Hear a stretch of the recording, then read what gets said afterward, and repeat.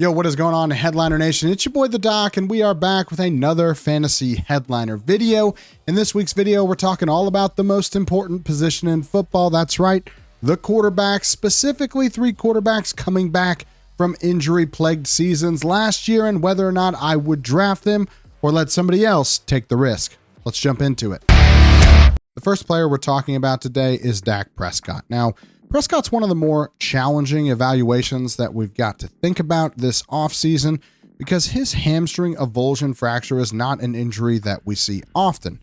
On one hand, that hamstring injury was pretty significant. An avulsion fracture occurs when the muscle actually pulls a portion of the bone off with the strain. So sometimes the muscle is strained as well, but typically the bone is the portion that fails, and that requires surgery to reattach that end point back to where it was attached originally.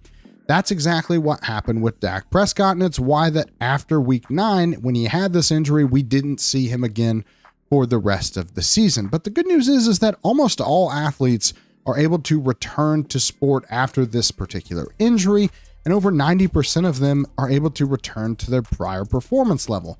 That recovery timeline can be tricky. We know that hamstrings are tricky to recover from in general, so having a major injury to one is not what we like to see.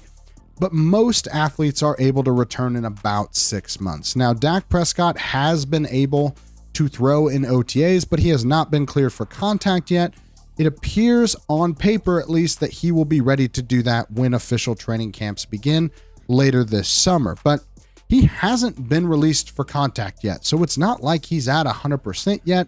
Not what we want to see if the recovery timeline is going to stand at that 6-month mark. Again, I told you, wide range of recoveries for this particular injury, sometimes up to 12 months. So can we trust that he's actually at 100% as of this recording? I don't think he is, but I do think he's getting close.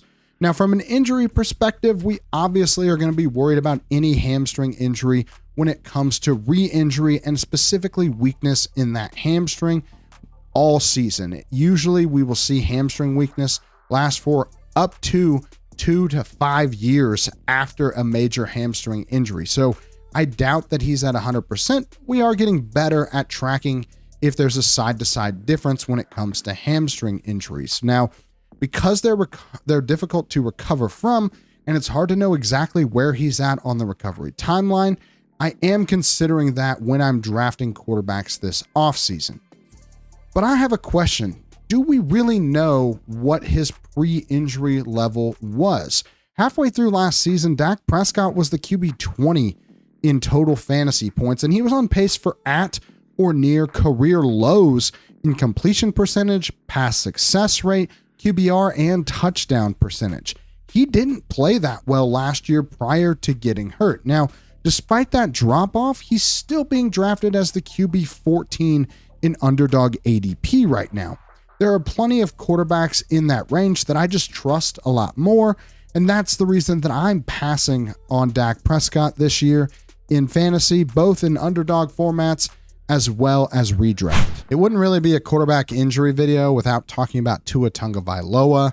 I know it's kind of a downer for me to talk about Tua. Nobody really likes to mention this anymore, but it's kind of my job. We have to talk about this. He had a concussion in week 2, cost him 4 games, and brought up conversations again about possible retirement. Then he had a hip strain in week 16 and missed another 2 games on top of that. So honestly, it is just kind of a huge bummer to talk about Tua, but we have to do it. He's been hurt dating all the way back to college. He has nearly 20 reported injuries that I can report and find and show you. That's a ton. That's a ton of injuries, even for an NFL player. And I know all of these guys are hurt at some point. 20 reported injuries is almost double what you normally see with an NFL veteran. So he's got more injuries than the average NFL veteran does by a fair amount. And that is concerning for his health and longevity long-term, both as a player, but also just as a person. I do worry about Tua's long-term health, especially with the concussions. And I don't care what article you find, what professional opinion you have, or that you've talked to your cousin that's a neurologist. We don't have a solution for the concussion issues for a player like Tua Tagovailoa. The facts are we don't have a good answer at all when it comes to concussions. We aren't really sure how to treat the brain after a concussion. Sure, we have ways to reduce their symptoms, get them back to somewhat normal lives, but the long-term effects, we don't have a good solution for that. And I don't care if you put a new helmet on them or if you put a collar around their neck or you put a guardian cap on. There's no good way to prevent a concussion when you're talking about tackle football. So because of that, and because we know every single concussion leads to longer recovery times and a greater risk of a subsequent concussion, I have a very, very hard time recommending anyone draft Tua Tagovailoa in fantasy. But there is a little bit of value here. And so I'm going to talk about the fantasy perspective. Bear with me because I know I just said don't draft him. But if you're like, I don't care about that, Ethan, I just care about him scoring fantasy points, there is an argument to be had that when Tua is healthy and is playing well with players around him, he can be a QB1 in fantasy.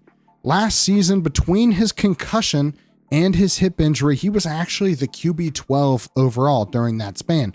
And he put up a stretch from weeks 11 to 14 where he was the QB2 overall. Just behind, well, not just behind, very behind Josh Allen, but still a full month of the season, he was the QB2. That is something when we're talking about fantasy football. So given that he's being drafted at just the QB21 in underdog right now, and we choose to look at the positive side of things on this channel, I am willing to allow people to draft Tua in fantasy this year at that price, but it's more of a draft understanding the risk as opposed to just a straight up endorsement.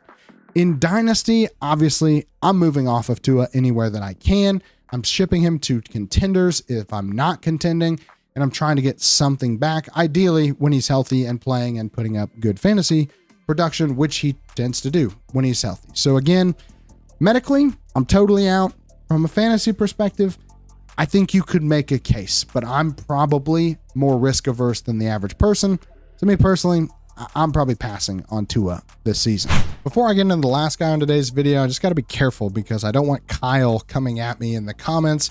I'm going to be talking about one of his boys in J.J. McCarthy. Now, McCarthy's rookie year was over as soon as it started. Tearing his meniscus in his team's first preseason game is about as bad as it can get for a rookie. And there was a time when it looked like the team could be wavering on whether or not he would be the starter for them going forward. Sam Darnold was playing well. The team was looking to me making potentially a Super Bowl run with a very good roster. And then things kind of all fell apart at the end of the season. Sam Darnold is gone now. J.J. McCarthy is back to being the guy in Minnesota. And from a health perspective, I actually like the decision for him to get a meniscus repair.